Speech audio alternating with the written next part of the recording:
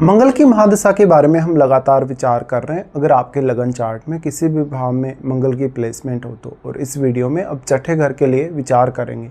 अब तक हमने पंचम भाव तक के लिए चर्चा की है। छठे भाव में आपके चार्ट में अगर मंगल स्थित है तो वो आपको छठे घर के लिए हमेशा प्रोटेक्ट करेगा, और जिन भावों पर वो अपनी दृष्टि डाल रहा है उन भावों के लिए भी वो हमेशा ही आपको प्रोटेक्ट करेगा, क्योंकि ये जो छठा घर है यहाँ पर मंगल लगभग अगर देखा जाए शत्रुहंता योग बनाता है। और आपके चार्ट में अब डिपेंड ये करता है कि मंगल कौन कौन से भावों का स्वामी होकर यहाँ आ रहा है, क्योंकि वो अपने उन भावों के लिए भी आपको काफ़ी ज़्यादा प्रोटेक्शन लाएगा यहाँ से। और अगर उन भावों पर वो अपनी दृष्टि भी डाल रहा हो तो ये और भी ज़्यादा अच्छी प्रोटेक्शन कही जा सकती है मंगल की महादशा के दौरान।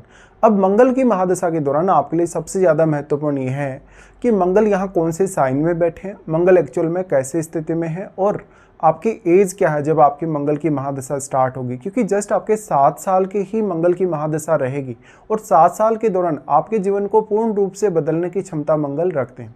मंगल के छठे घर में होने से अब डिपेंड यही करता है कि आपके चार्ट में जो जो भी ग्रह यहाँ मंगल से प्रभावित हो रहे हैं, या जो जो भाव मंगल से प्रभावित हो रहे हैं वो किस प्रकार के भाव हैं कहीं ना कहीं, या उन भाव में जो बैठे हुए प्लैनेट्स हैं वो किस प्रकार के हैं।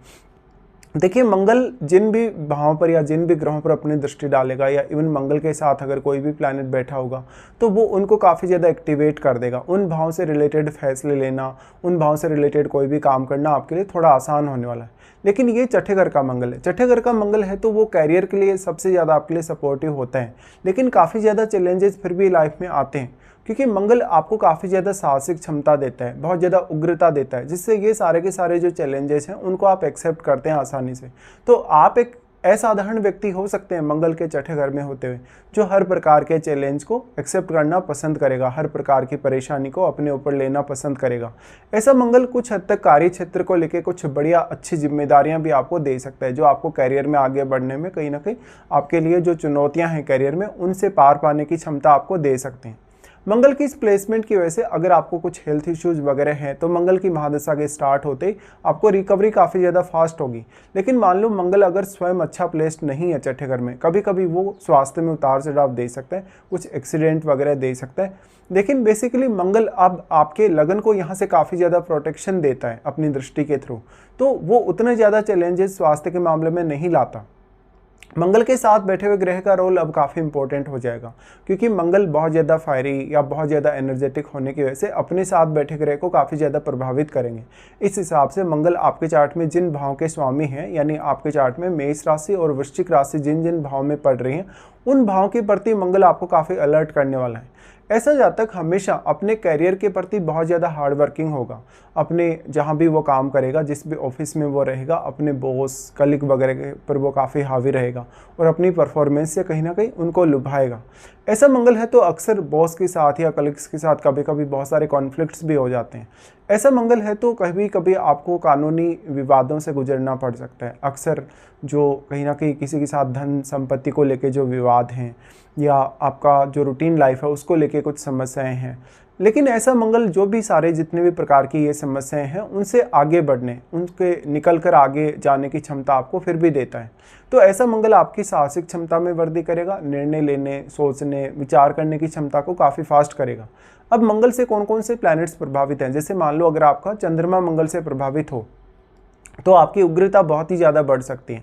अगर आपका बृहस्पति, इवन अगर सूर्य मंगल से प्रभावित होता है तो मंगल और भी ज़्यादा अच्छे प्रभाव ला सकता है, या मंगल इन प्लैनेट से अगर स्वयं प्रभावित होता है तब भी मंगल का प्रभाव काफ़ी पॉजिटिव रह सकता है।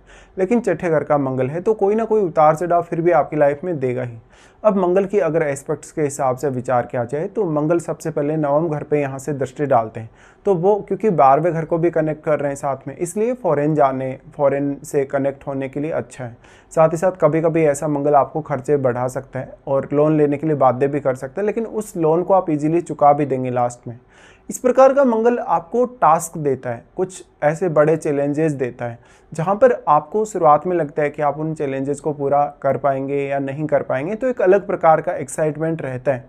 ऐसा मंगल कैरियर में कोई भी बड़ी अचीवमेंट पाने के लिए बहुत ही ज़्यादा अच्छा है।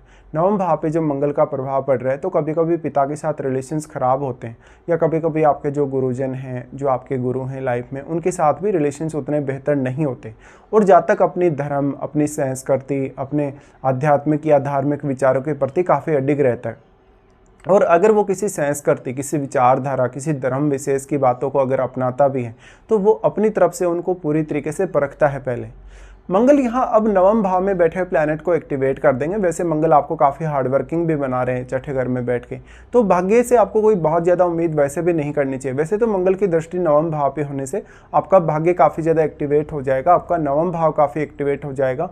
तो धार्मिक और आध्यात्मिक मामलों में ऐसा मंगल बहुत ही ज़्यादा रुचि देने वाला है। अब जो नवम भाव में बैठा प्लैनेट है और जो आपका नवम भाव का स्वामी है, उनकी प्लेसमेंट काफ़ी इंपॉर्टेंट हो जाती है। तो मान लो अगर मंगल यहाँ पे नवम भाव में बैठे हुए किसी भी प्लैनेट को प्रभावित कर रहा है, अगर किसी भी प्लैनेट पर वो दृष्टि डाल रहा है, तो वो प्लैनेट विशेष भी काफ़ी ज़्यादा एक्टिवेट हो जाएगा और उस प्लैनेट विशेष का दृष्टि डायरेक्टली आपके थर्ड हाउस पे है, तो इससे आपके थर्ड हाउस पर भी इम्पेक्ट पड़ेगा। बाकी जिन भावों पर उस ग्रह की दृष्टि पड़ रही है आप उन पर विचार अवश्य कर लें।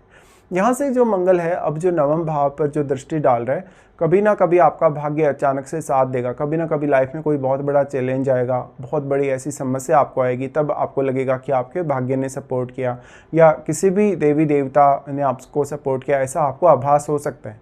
मंगल अगर धनु राशि में बैठा है, अगर यहाँ पे अगर वो मकर राशि में बैठा है, मीन राशि में बैठा है, तो कैरियर में बहुत तेज़ी से आगे बढ़ने या कैरियर में काफ़ी आगे जाने के चांसेस तो हैं ही। वो आपको फॉरेन से भी कनेक्ट कर सकता है और धार्मिक और आध्यात्मिक मामलों में बहुत ही ज़्यादा सक्रिय बना सकते हैं। अब मंगल का फिर दृष्टि आ जाता है आपके 12th हाउस पे। देखिए 12th हाउस पे मंगल की दृष्टि होने से अगर आपको सेहत से जुड़ी कोई भी समस्या है तो रिकवरी काफ़ी फास्ट होती है। कभी कभी ऐसा मंगल एकदम सर्जरी भी करवा देता है, लेकिन वो हमेशा आपकी हेल्थ को बचाता है, आपकी के प्राणों को बचाने की कोशिश पूरी करता है। और क्योंकि वो यहाँ लगन को भी कनेक्ट कर रहा है 12वें घर से, तो मंगल की दृष्टि 12th हाउस पे होने से रात्रिकालीन समय में मंगल आपको काफ़ी ज़्यादा एक्टिवेट रखता है। तो वो लोग जो रात्रिकालीन समय में अपनी ड्यूटी वगैरह करते हैं, ऑफिस वगैरह में कहीं काम करते हैं, उनके लिए ऐसा मंगल काफ़ी सपोर्टिव बन जाता है। मंगल की दृष्टि 12th हाउस पे होने से अब 12th हाउस में बैठा हुआ प्लैनेट भी काफ़ी एक्टिवेट हो जाएगा। इससे हालांकि आपकी मैरिज पर काफ़ी नकारात्मक असर पड़ सकता है, क्योंकि 12th हाउस आपका बेडरूम है। अगर विशेषकर स्त्रियों के चार्ट में ऐसी प्लेसमेंट है मंगल की और अगर उनकी महादशा आ जाती है तो उनके अदर अफेयर या रिलेशनशिप होने के चांसेस काफ़ी प्रबल हो सकते हैं। फिर 12th हाउस में बैठा हुआ ग्रह भी मंगल के प्रभाव में आ जाएगा, वो ग्रह भी काफ़ी ज़्यादा एक्टिवेट हो जाएगा। तो वास्तव में वो ग्रह भी अपना बहुत ही ज़्यादा स्ट्रॉन्ग प्रभाव यहाँ डाल पाएगा। इस केस में जातक कब उग्र हो जाए, कब उग्र नहीं होगा, या उसके व्यवहार को लेके काफ़ी अनसर्टेनिटी रहती है। ऐसे में चंद्रमा आपका अच्छा प्लेस्ड हो, अगर आपका लग्नेश बहुत अच्छा प्लेस्ड हो, तो कुल मिलाकर आप गलतियां नहीं करेंगे। फिर मंगल की दृष्टि आ जाती है लगन पे। लगन पे मंगल की दृष्टि हमेशा बहुत ज़्यादा इंपॉर्टेंट है, क्योंकि अब जो छठे घर से रिलेटेड जो चैलेंजेस हैं आपकी लाइफ में, उनको एक्सेप्ट करने के लिए ये अच्छी स्थिति है, उनसे आगे निकलने, उनसे पार पाने के लिए अच्छी स्थिति है। साथ ही साथ मंगल अब आपको जो उग्रता देगा, जो आक्रामकता देगा, उसकी वजह से आपको काफ़ी फ़ायदा मिल पाएगा। इस हिसाब से मंगल आपकी पर्सनैलिटी को काफ़ी बेहतर बनाता है, लेकिन आपके व्यवहार को कभी कभी बिगाड़ सकते हैं। तो स्वास्थ्य से रिलेटेड चैलेंजेस हों, कैरियर से रिलेटेड चैलेंजेस हों, इवन धार्मिक आध्यात्मिक मामलों में कोई भी प्रकार का चैलेंज हो, फॉरेन टूर को लेके कुछ भी आपको अगर चैलेंज सामने आ रहे हैं, सभी के सभी चैलेंजेस को आप आसानी से स्वीकार करने वाले होंगे और आप अपनी लाइफ में काफ़ी ज़्यादा हार्ड वर्किंग होंगे, बहुत ज़्यादा डेडिकेशन के साथ आगे बढ़ेंगे।